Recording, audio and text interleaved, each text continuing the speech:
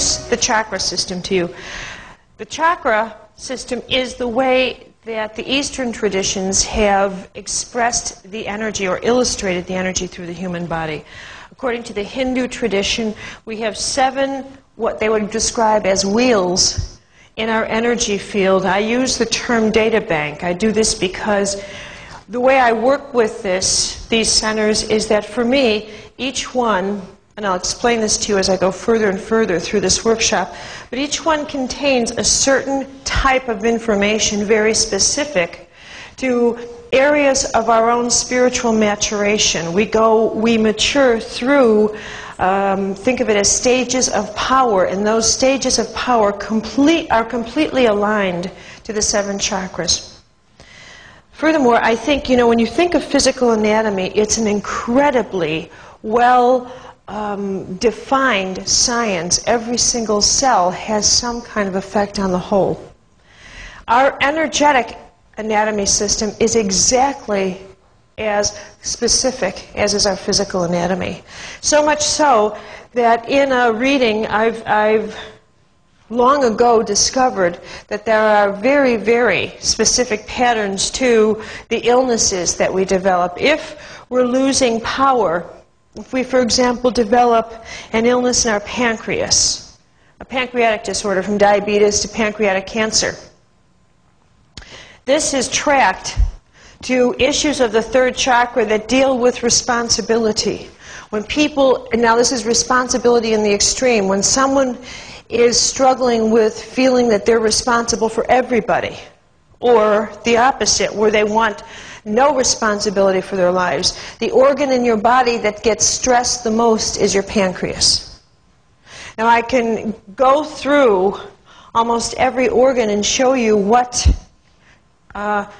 chakra center they relate to, but there will be a direct relationship. Okay? And the other thing I want to add at this point is your tendency, as I proceed with the rest of the information, is to think if you have a heart illness, that it's simply and always located in the 4th chakra. It must be something in the 4th chakra. That's not the way you read these centers. You read them as an entire group. And what I've realized is that most illness develops from an energy loss below your waist, even a heart disorder. And the reason why it locates in your heart has to be merged with whatever level of physical stress is working with your body at the lower level. For example, you may have a relationship that had just caused you a lot of stress in your life, indeed a heartache. So now you have the combination of your 2nd chakra working with your 4th. And depending upon how that stress works out, that will depend on what organ of the body it will locate itself in, but I can fairly well assure you that it will either choose the heart to influence, or the blood, which is of course through the heart, or some organ in the 2nd chakra, the colon, the sexual organs, the lower back. But this is how that works together. You have to read this as a whole system and not just lock into one chakra and make the assumption that if I have a chronic sore throat, it's only and solely a 5th chakra issue. That is not so. So as we go through the rest of the chakras in this workshop, I want you to think that you are learning a whole system that you have to read with fluency rather than one at a time. Okay? And then there is the point that I want to bring into the, illustrate to you, and that's that as energy comes in through the top of your head and you make these, shall we say, investments of energy from your chakras into various parts of your life, you make investments that then come back into your body in the form of what we could call returns on your investments. Every single investment carries a return. So that I want you to think, image your body as going out into areas of your life. What kind? You have relationships, you have your environment, you can make an investment of 90% of your energy in something you want. A piece of jewelry, a house. I mean, I've seen people lose their health because they want a certain house. Can you imagine that? I mean, maybe it's just me, but I can't imagine that. But anyway, and whatever you invest in has to return. Think of it this way. It simply has to return more than you invested. You've got to earn interest on your investments. That's the way you think. From now on, you've got to earn interest on it. If it doesn't pay back to you a positive interest, why would you invest? From now on, just think of yourself as an energetic banker. Why would you invest? And the consequence is, if your investment gets you into debt, you've got to take out a loan. You can either borrow from another person's energy system, which I can promise you is going to blow that friendship right out of the water, or you're going to take a loan from your cell tissues. And you're going to borrow on energy that's been stored in your body in the cell tissue, and we'll start pulling it out. I don't know if you've ever seen anybody who's had the experience of almost aging overnight. Have you ever seen that?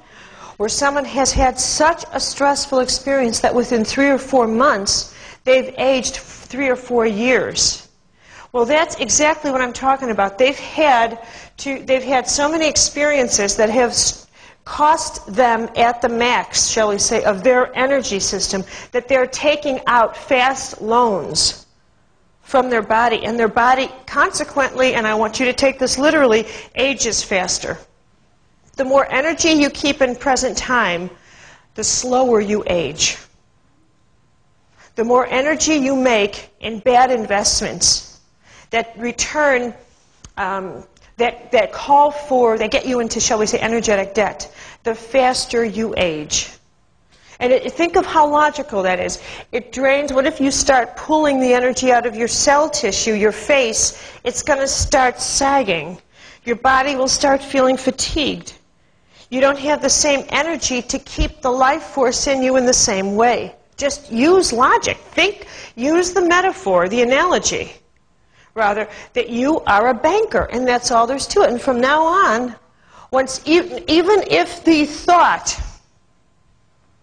even if someone offers you a thought to invest in, here, just a thought to invest in. Here's a good thought. Here's a typical thought, like, don't you think the world is going to end as soon as we cross over the year 2000? Or some such popular thought in the marketplace these days. Now you have the option, am I going to finance that thought or am I not? You have choice. And you decide, I will not contribute 1 circuit of my energy into that thought. First of all, you've done the world a great service. But secondly, you've done yourself one as well, because you're not plugging your own energy system into a thought that can only bring back to you negativity and eventually cost you energy because it's not paying off the energy that you've loaned to that thought.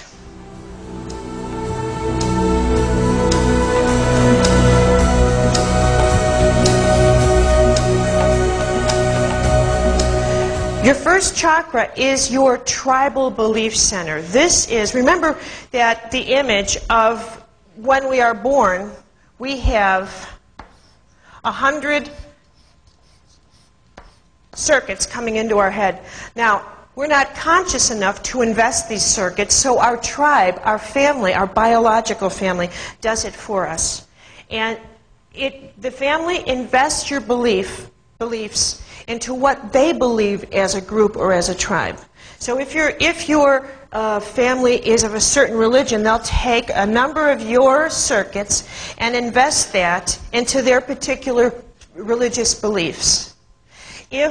Everybody's family does this. They'll invest a part of your circuits into your ethnic heritage and what you should feel about that. They'll invest, and even down to if the ethnic group that you're a part of has a sense of lower self-esteem or higher self-esteem. I mean, I remember someone saying to me in London one time, I tell you, people are a hoot. This woman said, you know, I suppose there might be other nationalities. One might want to be other than British, but you know, I can't think of what they might be. Now, I'm looking at her, and I said, I can think of one, but